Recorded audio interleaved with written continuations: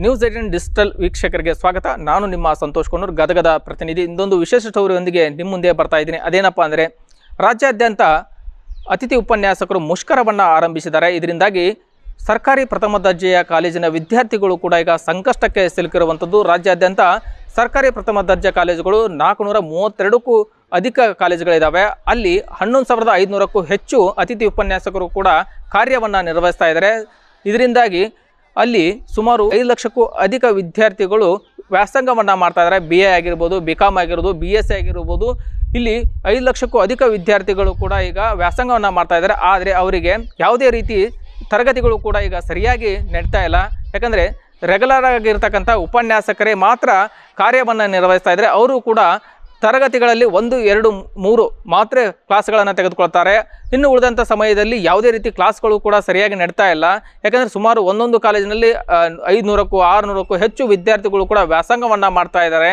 ಹೀಗಾಗಿ ಸಾಕಷ್ಟು ವಿದ್ಯಾರ್ಥಿಗಳಿಗೂ ಕೂಡ ಈಗ ಸಮಸ್ಯೆ ಆಗ್ತಾ ಇದೆ. ಇದರಿಂದಾಗಿ ಗದಗದಲ್ಲಿಯೂ ಸಹ ವಿದ್ಯಾರ್ಥಿಗಳು ಸರ್ಕಾರದ ವಿರುದ್ಧ ರೊಚ್ಚಿಗೆದ್ದಿದ್ದಾರೆ, ಹೋರಾಟವನ್ನು ಮಾಡ್ತಾ ಇದ್ದಾರೆ, ಆಕ್ರೋಶವನ್ನು ಕೂಡ ಹೊರಗೆ ಹಾಕ್ತಿದ್ದಾರೆ. ಯಾಕಂದರೆ ಅತಿಥಿ ಉಪನ್ಯಾಸಕರ ಒಂದು ಬೇಡಿಕೆಗಳನ್ನು ಈಡೇರಿಸಿಬಿಟ್ರೆ ವಿದ್ಯಾರ್ಥಿಗಳಿಗೆ ಯಾವುದೇ ರೀತಿ ಸಮಸ್ಯೆ ಆಗೋದಿಲ್ಲ. ನಮಗೆ ಸರಿಯಾದ ಸಮಯಕ್ಕೆ ಕೂಡ ಅತಿಥಿ ಉಪನ್ಯಾಸಕರು ಕ್ಲಾಸ್ಗಳನ್ನು ತೆಗೆದುಕೊಳ್ತಾರೆ. ಹೀಗಾಗಿ ನಮ್ಮ ಸಮಸ್ಯೆಗಳು ಇರುವುದಿಲ್ಲ ಅನ್ನುವಂಥದ್ದು. ಯಾಕಂದರೆ ಸರ್ಕಾರಿ ಕಾಲೇಜುಗಳಿಗೆ ಬರ್ತಕ್ಕಂಥ ವಿದ್ಯಾರ್ಥಿಗಳೆಲ್ಲರೂ ಸಹ ಬಡ ಜನರ ಒಂದು ಮಕ್ಕಳು, ರೈತಾಪಿ ಕುಟುಂಬಕ್ಕೆ ಸೇರಿದಂಥದ್ದು, ಸಣ್ಣ ಪುಟ್ಟ ನೌಕರಿಗೆ ಮಾಡ್ತಕ್ಕಂಥವ್ರ ಮಕ್ಕಳು, ಹೀಗೆ ಬಡವರೇ ಅಲ್ಲಿ ಸರ್ಕಾರಿ ಶಾಲೆಗಳಿಗೆ, ಸರ್ಕಾರಿ ಕಾಲೇಜುಗಳಿಗೆ ಹೋಗ್ತಾರೆ.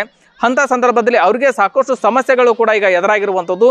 ಸರ್ಕಾರ ಕೂಡ ಯಾಕೆ ಎಚ್ಚರಿಸಿಕೊಳ್ತಾ ಇಲ್ಲ? ಸಾಕಷ್ಟು ದಿನಗಳಿಂದ ನಿರಂತರವಾಗಿ ಅತಿಥಿ ಉಪನ್ಯಾಸಕರು ಕೂಡ ಹೋರಾಟವನ್ನು ಮಾಡ್ತಾ ಇದ್ದಾರೆ. ಆ ಹೋರಾಟಕ್ಕೆ ಯಾವುದೇ ರೀತಿ ಸರ್ಕಾರ ಕೂಡ ಸ್ಪಂದನೆ ಮಾಡ್ತಾ ಇಲ್ಲ. ಇದರಿಂದಾಗಿ ಕಾಲೇಜು ವಿದ್ಯಾರ್ಥಿಗಳು ಕೂಡ ಈಗ ಹೋರಾಟಕ್ಕೆ ಮುಂದಾಗಿರುವಂಥದ್ದು. ಸರ್ಕಾರದ ವಿರುದ್ಧ ಕೂಡ ಆಕ್ರೋಶವನ್ನು ಹೊರಹಾಕ್ತಿದ್ದಾರೆ. ಅದು ಏನಂತಂದರೆ, ನಾವು ಇನ್ಮೇಲೆ ಬರ್ತಕ್ಕಂಥ ಜನವರಿಯ ಕೊನೆ ವಾರದಲ್ಲಿ ಬರ್ತಕ್ಕಂಥ ಸೆಮಿಸ್ಟ್ರಿ ಎಕ್ಸಾಮ್ಗಳನ್ನು ನಾವು ಬಹಿಷ್ಕಾರವನ್ನು ಹಾಕ್ತೇವೆ. ಸರ್ಕಾರ ಅತಿಥಿ ಉಪನ್ಯಾಸಕರ ಏನು ಬೇಡಿಕೆಗಳಿದ್ದಾವೆ ಆ ಬೇಡಿಕೆಗಳನ್ನು ಈಡೇರಿಸದೆ ಹೋದರೆ, ಅವರು ನಮಗೆ ಕ್ಲಾಸ್ಗಳನ್ನು ಹೇಳದೆ ಹೋದರೆ, ನಾವು ಕೂಡ ಈಗ ಯಾವುದೇ ರೀತಿ ಕ್ಲಾಸ್ ನೀಡ್ತಾ ಇಲ್ಲ. ಹೀಗಾಗಿ ನಾವು ಏನು ಓದಿಲ್ಲ.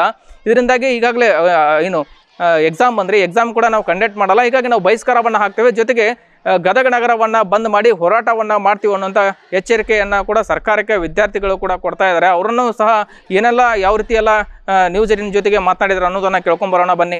ಸರ್, ನಮ್ದು ಸರ್ಕಾರಿ ಪ್ರಥಮ ದರ್ಜೆ ಕಾಲೇಜು. ಇಲ್ಲಿ 33 ಜನ ಗೆಸ್ಟ್ ಲೆಕ್ಚರ್ ಅದಾರ ಸರ್. 8 ಜನ ಮಾತ್ರ ಪರ್ಮನೆಂಟ್ ಅದಾರ. ಅವರು ಕ್ಲಾಸ್ ತಗೊಂತಾರೆ, ಇಲ್ಲ ಅನ್ನಲ್ಲ. ಇವ್ರು ಗೆಸ್ಟ್ ಲೆಕ್ಚರ್ ಇತ್ತಂದ್ರೆ ಎಲ್ಲ ಕ್ಲಾಸು ಇವಾಗ ನೀವು ನೋಡಿರ್ಬೋದು, ನಮ್ಮ ಕ್ಲಾಸ್ ಒಳಗೆ 4-5 ಜನ ಅಷ್ಟೇ ಅದಾರ. ಬರೀ ನಾವಷ್ಟು ಓದಿ ಪಾಸ್ ಆದ್ರೆ ಉಳ್ಕಿದವ್ರೇನು ಒಂದು NEP ತಂದ್ರಿ ಇವರು. ಏನೋ ಒಂದು ಬುಕ್ಕ ಈಗ ಜಾರಿಗೆ ಮಾಡತ್ತಾರ ಸರ್. ಬುಕ್ಕ ಇಲ್ಲ, ಏನಿಲ್ಲ. ಮತ್ತೆ ಈಗ ಏನಂತ ಜನವರಿದಾಗ ನೀವು ಎಕ್ಸಾಮ್ ಬರೀಬೇಕು. ಹೆಂಗೆ ಬರೀಬೇಕು ಸರ್? ಓದಿಲ್ಲ, ಗೆಸ್ಟ್ ಲೆಕ್ಚರ್ ಇಲ್ಲ, ಏನೂ ಇಲ್ಲ. ಅವರು ಬೇಡಿಕೆಗಳನ್ನ ಈಡೇರಿಸಿದ್ರೆ ಜಲ್ದಿ ನಮಗೂ ಪೋರ್ಷನ್ ಮುಗೀತಾವ, ನಾವು ಎಕ್ಸಾಮ್ ಚಲೋ ಬರಿತೀವಿ. ಮತ್ತು ಇವ್ರಿಗೇನು ಫಲಿತಾಂಶ ಕರೆಕ್ಟ್ ಆಗಿಲ್ಲ. ಫಲಿತಾಂಶ ಜಾಸ್ತಿ ಬರ್ಬೇಕಂದ್ರೆ ಎಲ್ಲ ಟೀಚರ್ಸ್ ಓದಿಂದ ನಾವು ಸಹಕರಿಸಿಂದ ಅವಾಗ ಒಂದು ಕಾಲೇಜಿಂದ ಗುಣಮಟ್ಟ ಹೆಚ್ಚಿಗೆ ಆಗುತ್ತೆ ಸರ್. ಇಲ್ಲಿ ಯಾರು ಸ್ಟೂಡೆಂಟ ಬರಲ್ಲ, ಏನಿಲ್ಲ, ಅಡ್ಮಿಷನ್ನು ಕಮ್ಮಿ ಆಗುತ್ತೆ. ಮತ್ತು ಏನು ಇನ್ನೂ ಭಾಳ ಸಮಸ್ಯೆ ಅದ ಸರ್. ಇಲ್ಲೇ ಬಸ್ಸಿಂದು ಐತಿ ಸರ್. ಇವಾಗ ಬಸ್ಸಿಂದ ಈಡೇರ್ಸಾರ. ಹಿಂಗೆ ಹಾಕೊಂತ ಹೋತಂದ್ರೆ ಯಾವಾಗ ಎಕ್ಸಾಮ್ ಬರೀಬೇಕು, ಯಾವಾಗ ಪಾಸ್ ಆಗಬೇಕು ಸರ್? ಕ್ಲಾಸ್ ಡೈಲಿ ನಡೆಯಂಗಿಲ್ಲ ಸರ್. ಅವು ಎಲ್ಲ ಕ್ವಶನ್ ಹಿಂಟ್ ಉಳ್ದಾವ ಸರ್. ಸ್ಟೂಡೆಂಟು ಬರೋವಲ್ರು. ಮತ್ತು ಸರ್ ಎಕ್ಸಾಮ್ ಹೆಂಗೆ ಬರಿಬೇಕಂತ ಗೊತ್ತಾಗಲ್ಲ ಸರ್. ಎಲ್ಲ ಪೋರ್ಷನ್ನು ಮುಗ್ದಿಲ್ಲ. ಅದು ಸ್ವಲ್ಪ ಸಮಸ್ಯೆ ಆಗೈತೆ ಸರ್. ಸರಿಯಾಗಿ ನಡೆಯಲ್ಲ ಸರ್. 1 ಅಥವಾ 2 ಅಷ್ಟೇ ಕ್ಲಾಸ್ ನಡೀತಾವೆ, ಮತ್ತು ಉಳ್ಕೊಂಡು ಕ್ಲಾಸ್ ನಡೆಯಲ್ಲ ಸರ್. ಭಾಳ ಸಮಸ್ಯೆ ಆಗುತ್ತೆ ರೀ.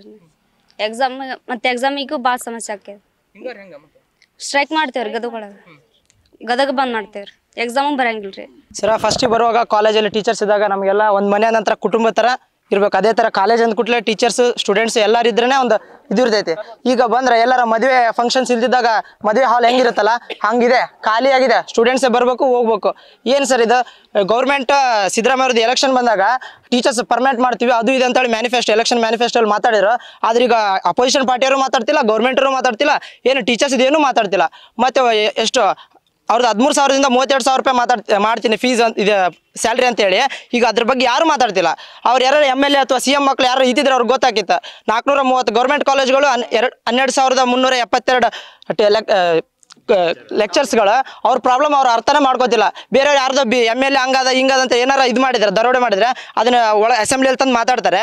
ಇದನ್ನೆಲ್ಲ ಅವ್ರಿಗೆ ಮಾತಾಡೋಕ್ಕಾಗಲ್ಲ. ಯಾರು ಏನೋ ಒಳಗೊಳಗೆ ಏನಾರು ದುಡ್ಡಿಂದ ಇದು ಮಾಡ್ಕೋತಿದಾರೆ ಅಥವಾ ಅವರು ನಮ್ದು ಸ್ಟೂಡೆಂಟ್ಸ್ ಅವ್ರ ಕಷ್ಟ ಗೊತ್ತಾಗ್ತಿಲ್ಲ. 15 ಲಕ್ಷ ಜನ ಇಲ್ಲಿ ಸ್ಟೂಡೆಂಟ್ಸ್ ನಾವು ಕಾಣಕ್ಕೆ ಇಷ್ಟು ಕಾಣ್ತಿದ್ದೀವಿ, ಆದರೆ ಎಲ್ಲ ಕಾಲೇಜ್ ಇಡೀ ಕರ್ನಾಟಕದಲ್ಲಿ ನೋಡಿದ್ರೆ 15 ಲಕ್ಷ ಜನ ಇದ್ದೀವಿ. ಅವ್ರಿಗೊಂದು ಕಾಮನ್ ಸೆನ್ಸ್ ಇಲ್ಲದೆ ಎಕ್ಸಾಮ್ ಬರೀರಿ ಅಂತೇಳಿ ಹಂಗ ಎಲ್ಲ ರೂಲ್ಸ್ ಬಿಡ್ತಾ ಇರ್ತಾರೆ. ಅವ್ರು ಮಾತ್ರ ದುಡ್ಡು GST ಕಟ್ಸ್ಕೊತಾರೆ, ಎಲ್ಲ ಕಟ್ಸ್ಕೊತಾರೆ, ಆದ್ರೆ ನಮ್ಮ ಗೌರ್ಮೆಂಟ್ ಸವಲತ್ತು ಕೊಡಲ್ಲ, ಏನು ಕೊಡಲ್ಲ. ಎಸ್, ಕೇಳಿದ್ರಲ್ಲ, ಇದು ಕಾಲೇಜು ವಿದ್ಯಾರ್ಥಿಗಳ ಮಾತಾಗಿರುವಂಥದ್ದು. ಇನ್ನು ಅತಿಥಿ ಉಪನ್ಯಾಸಕರು ಕೂಡ ಮಾತನಾಡಿದ್ದಾರೆ. ಯಾಕಂದರೆ ಅವರು ಸಹ ನಿರಂತರವಾಗಿ, ಯಾಕಂದರೆ 23 ನವೆಂಬರ್ನಿಂದ ನಿರಂತರವಾಗಿ ಹೋರಾಟವನ್ನು ಮಾಡ್ಕೊಂಡು ಬರ್ತಾ ಇದ್ದಾರೆ. ಸರ್ಕಾರದ ಗಮನವನ್ನು ಸೆಳೆಯುತ್ತಾ ಬಂದಿದ್ದಾರೆ. ಆದರೆ ಇದುವರೆಗೂ ಕೂಡ ಯಾವುದೇ ರೀತಿ ಸರ್ಕಾರ ಅವ್ರಿಗೆ ಹೋರಾಟಕ್ಕೆ ಯಾವುದೇ ರೀತಿ ಸ್ಪಂದನೆಯನ್ನು ಸಹ ಮಾಡಿಲ್ಲ. ಇದರಿಂದಾಗಿ ಅವರೆಲ್ಲ ತಮ್ಮ ನೋವನ್ನು ಹೇಳ್ಕೊಂಡಿದ್ದಾರೆ. ಏನೆಲ್ಲ ಸಮಸ್ಯೆಗಳನ್ನು ಎದುರಿಸ್ತಾ ಇದ್ದಾರೆ ಅಂತ ಕೇಳ್ಕೊಂಬರೋಣ ಬನ್ನಿ. 432 ಸರ್ಕಾರಿ ಪ್ರಥಮ ದರ್ಜೆ ಕಾಲೇಜುಗಳಿದ್ದಾವೆ. ಇದರಲ್ಲಿ 11,500ರಷ್ಟು ಅತಿಥಿ ಉಪನ್ಯಾಸಕರು ಸೇವೆಯನ್ನು ಸಲ್ಲಿಸ್ತಾ ಇದ್ದೀವಿ. ಸುಮಾರು ವರ್ಷಗಳಿಂದ ಸೇವೆಯನ್ನು ಸಲ್ಲಿಸ್ಕೊಂತ ಬರ್ತಾ ಇದ್ದು, ಸರ್ಕಾರ ಇದುವರೆಗೂ ಕೂಡ ಯಾವ ಸರ್ಕಾರ, ಇದೇ ಸರ್ಕಾರ ಅಂತಲ್ಲ, ಯಾವ ಸರ್ಕಾರವೂ ಕೂಡ ನಮ್ಮ ಸಮಸ್ಯೆಗಳಿಗೆ ಸ್ಪಂದಿಸದೇ ಇರೋದ್ರಿಂದ ಅನಿವಾರ್ಯವಾಗಿ ಈ ಬಾರಿ ನಾವು ಕಳೆದ ನವೆಂಬರ್ 23ನೇ ತಾರೀಕಿನಿಂದ ಇವತ್ತಿನವರೆಗೂ ಕೂಡ ಅನಿರ್ದಿಷ್ಟಾವಧಿ ಮುಷ್ಕರವನ್ನು ಕೈಗೊಂಡಿದ್ದೀವಿ. ಸೊ ಕಾರಣ ಇಷ್ಟೇ, ನಮ್ಮ ಬೇಡಿಕೆಗಳನ್ನು ಯಾವಾಗ ಸರ್ಕಾರ ಈಡೇರಿಸ್ತದ, ಲಿಖಿತ ರೂಪದೊಳಗೆ ನಮಗೆ ಯಾವಾಗ ನಮ್ಮ ಈ ಬೇಡಿಕೆಗಳನ್ನ ಈಡೇರಿಸಲಿಕ್ಕೆ ಸಹಕರಿಸ್ತದ, ಆ ನೆಕ್ಸ್ಟ್ ಡೇನ ನಮ್ಮ ಮುಖ್ಯವಾದಂಥ ಬೇಡಿಕೆ ಏನಂತಂದ್ರೆ ನಮ್ಮ ಸೇವಾ ಸಕ್ರಮತೆ ಆಗಬೇಕು ಮತ್ತು ನಾವು ಕಾಯಮತೆ ಆಗಬೇಕು.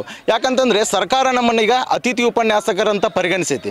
ಸೊ ಇದೊಂದು ನೋವಿನ ಸಂಗತಿ. ಅತಿಥಿ ಅಂತಂದ್ರೆ ಸಾಮಾನ್ಯವಾಗಿ ಬಂದು ಹೋಗೋರಂತೆ ನಾವು ಕರಿತೀವಿ. ಸೊ ಆ ನಿಟ್ಟಿನೊಳಗೆ ಸರ್ಕಾರ ನಮ್ಮನ್ನು ನೋಡಕತ್ತೈತಿ ವಿನಃ ಪೂರ್ಣಕಾಲಿಕ ಉಪನ್ಯಾಸಕರಂತೆ ಅವರಷ್ಟೇ ಸಾಕಷ್ಟು ಜವಾಬ್ದಾರಿಗಳನ್ನು ವಹಿಸ್ಕೊಂಡು ನಾವು ಕೆಲಸವನ್ನು ಮಾಡ್ತಾ ಇದ್ರು ಕೂಡ ಈಗ ಸಾಕಷ್ಟು ಸರ್ಕಾರಿ ಕಾಲೇಜುಗಳಲ್ಲಿ ನ್ಯಾಕು A+, B+ ಬರಲಿಕ್ಕೆ ನಮ್ಮ ಸಹಕಾರವು ಕೂಡ ಸಾಕಷ್ಟು ಇದ್ದಾಗಲೂ ಸಹ ಸರ್ಕಾರ ಯಾಕೆ ನಮ್ಮ ಕಡೆ ಹೊಳ್ಳಿ ನೋಡ್ತಾ ಇಲ್ಲ ಅನ್ನೋದೊಂದು ಬೇಸರವಾದಂಥ ಸಂಗತಿ. ಎಸ್, ಕೇಳಿದ್ರಲ್ಲ, ಅತಿಥಿ ಉಪನ್ಯಾಸಕರು ಹಾಗೂ ವಿದ್ಯಾರ್ಥಿಗಳ ಮಾತನ್ನು ಕೇಳಿದ್ರಲ್ಲ. ಸಾಕಷ್ಟು ವಿದ್ಯಾರ್ಥಿಗಳು ಕೂಡ ತರಗತಿಯಲ್ಲಿ ಸಾಕಷ್ಟು ಸಮಸ್ಯೆಗಳನ್ನು ಎದುರಿಸ್ತಾ ಇದ್ದಾರೆ. ಆ ಸಮಸ್ಯೆಗಳಿಗೆ ಯಾವುದೇ ರೀತಿ ಸರ್ಕಾರ ಕೂಡ ಸ್ಪಂದನೆ ಮಾಡ್ತಾ ಇಲ್ಲ. ಇದರಿಂದಾಗಿ ಸಾಕಷ್ಟು ಸಮಸ್ಯೆಗಳನ್ನು ಕ್ಲಾಸ್ನಲ್ಲಿ ಅನುಭವಿಸ್ತಾ ಇದ್ದಾರೆ. ಯಾಕಂದ್ರೆ ಸರ್ಕಾರಿ ಶಾಲೆಗಳಿಗೆ, ಸರ್ಕಾರಿ ಕಾಲೇಜುಗಳಿಗೆ ಬರ್ತಕ್ಕಂಥ ಬಡ ವಿದ್ಯಾರ್ಥಿಗಳಿಗೆ ನೋವಿಗೆ ಸರ್ಕಾರ ಸ್ಪಂದನೆ ಮಾಡಬೇಕಾಗಿತ್ತು. ಯಾವುದೇ ರೀತಿ ಶಿಕ್ಷಣ ಇಲಾಖೆ ಆಗಿರ್ಬೋದು, ಜೊತೆಗೆ ಸರ್ಕಾರ ಯಾವುದೇ ರೀತಿ ಸ್ಪಂದನೆ ಮಾಡಿಲ್ಲ. ಇದರಿಂದಾಗಿ ಸಾಕಷ್ಟು ಹೋರಾಟವನ್ನು ಮಾಡ್ತೇವೆ, ಜೊತೆಗೆ ಗದಗ ನಗರವನ್ನು ಬಂದ್ ಮಾಡ್ತೀವಿ ಅನ್ನೋಂಥ ಎಚ್ಚರಿಕೆ ಗಂಟೆಯನ್ನು ಕೂಡ ಈಗಾಗಲೇ ವಿದ್ಯಾರ್ಥಿಗಳು ಕೊಟ್ಟಿರುವಂಥದ್ದು. ಸರ್ಕಾರ ಇನ್ನಾದರೂ ಎಚ್ಚೆತ್ತುಕೊಂಡು ಅತಿಥಿ ಉಪನ್ಯಾಸಕರ ಏನು ಬೇಡಿಕೆಗಳಿದ್ದಾವೆ ಆ ಬೇಡಿಕೆಗಳನ್ನು ಈಡೇರಿಸುವಂಥ ಕೆಲಸ ಮಾಡಬೇಕಿದೆ. ಈ ವಿಡಿಯೋ ನಿಮಗೆ ಲೈಕ್ ಆಗಿದೆ, ಲೈಕ್ ಮಾಡಿ, ಕಮೆಂಟ್ಸ್ ಮಾಡಿ, ಶೇರ್ ಮಾಡಿ.